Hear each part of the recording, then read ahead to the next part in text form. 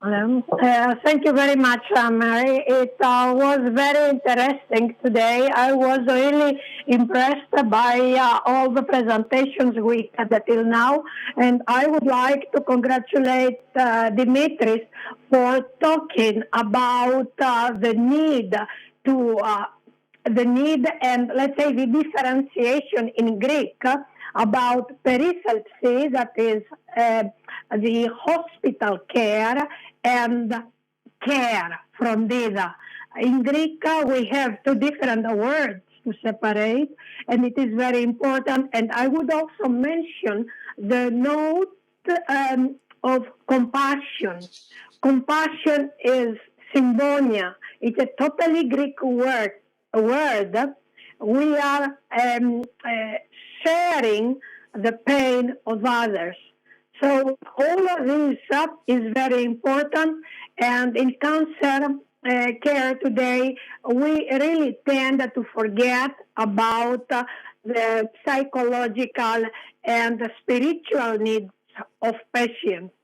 So with that, I am coming back to my presentation, and with close to 9,000 new lung cancer cases in 2020 in Greece and close to 500,000 cases per year in Europe, lung cancer is the biggest cancer killer, and it remains the leading cause of cancer deaths worldwide, accounting for 18% of total cancer deaths as per Globocan 2020.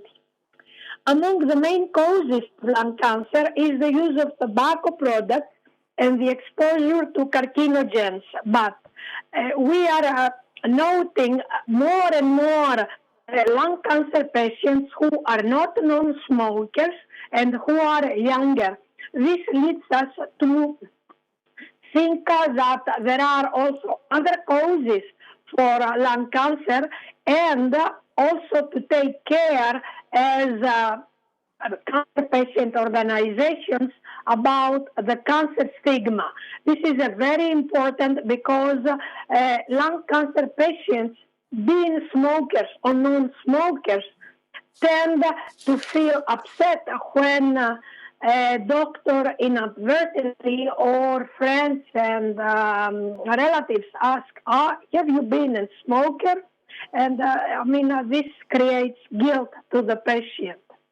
So we have to be very sensitive about the cancer stigma in lung cancer patients. The role of primary prevention associated to the availability of lung cancer screening at the level of primary care in the community cannot be overstressed. The majority of lung cancer patients in advanced stage arrive late to the doctor. Why? Because either there are no significant symptoms, or because symptoms have not been evaluated as possibly leading to cancer. And here I would like to remind our physicians that when they are seeing persistent symptoms in cancers, they should always think, what else can it be? This is very, very important, and not just comforting patients, take some more medicine, IXA, and your symptoms will pass. No, he has to think about if it can be something else. Outcomes for patients with lung cancer remain poor compared to other forms of cancer.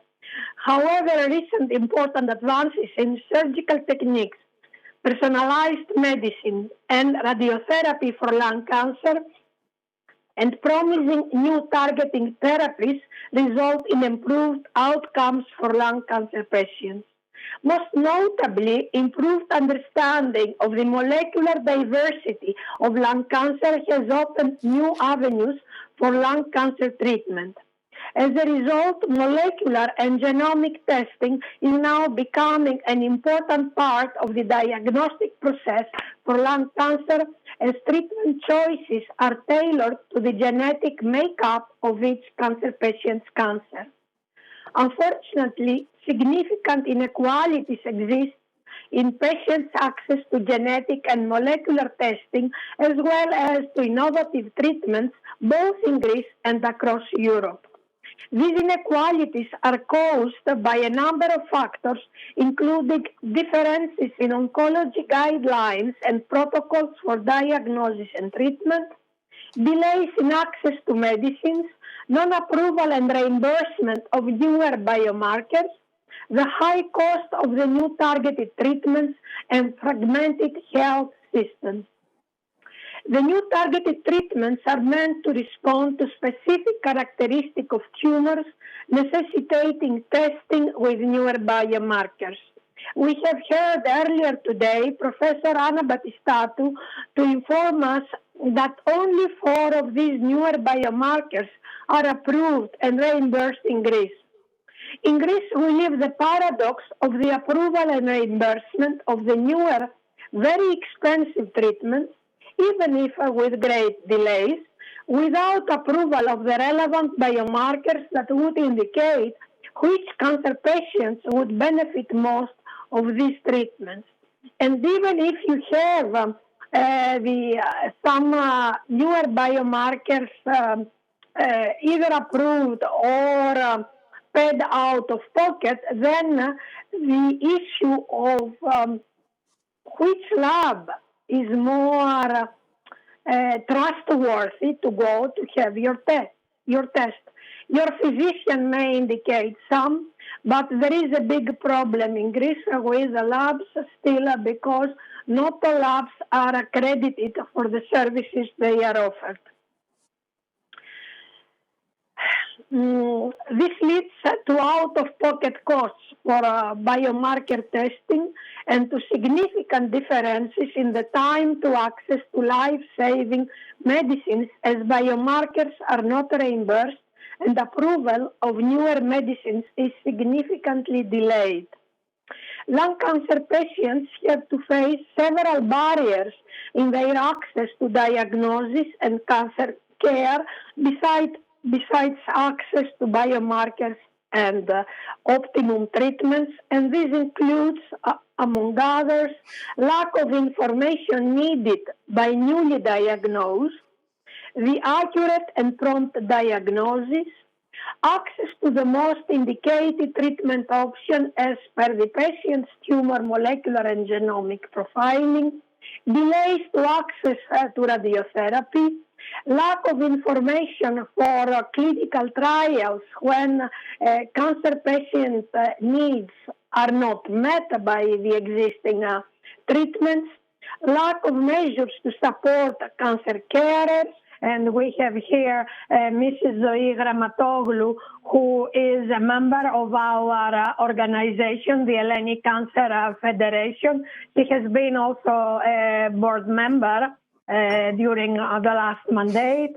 We are going to hear from her later on. But what I would like to say is that our members offer support in the 41 cities where they are operating and locations, because there is no support in these areas from the public healthcare system. And what our members are doing, they are offering psychosocial support to patients and also guidance in their cancer journey, information about hospitals, doctors, and putting them together. It's very important to be able to talk to another cancer patient who has the same problems, faces the same problems, and is able to listen to you. This leads us to talk also about patient centricity. And it's amazing that during at least the last 15 years, all Greek health ministers have been talking about patient centricity. But I am afraid I have to say that it still remains an empty word, since patients are not given a seat at the decision-making table about cancer policy.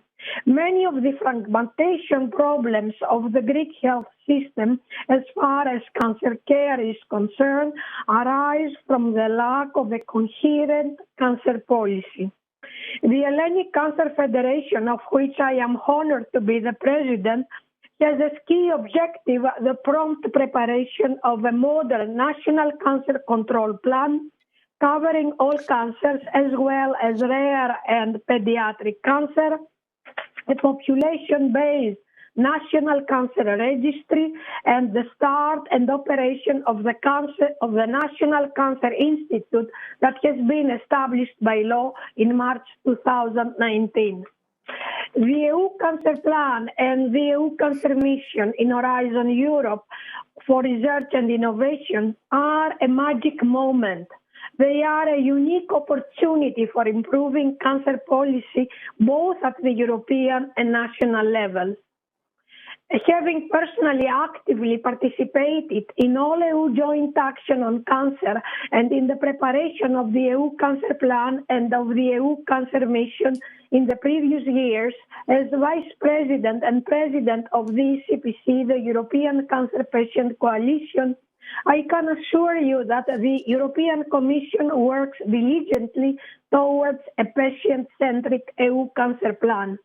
Greece and all EU member states have now the unique possibility to review and modernize their cancer policies using the tools and policy recommendations of the EU joint actions and implementing the actions and recommendations of the EU Cancer Plan. Moreover, they can participate in the actions of the EU Cancer Mission that complement the EU Cancer Plan in research and innovation and make their cancer policies, technologies, and digital health networks more patient-centered. Thank you very much for your attention, and I will be glad to answer any questions you may have.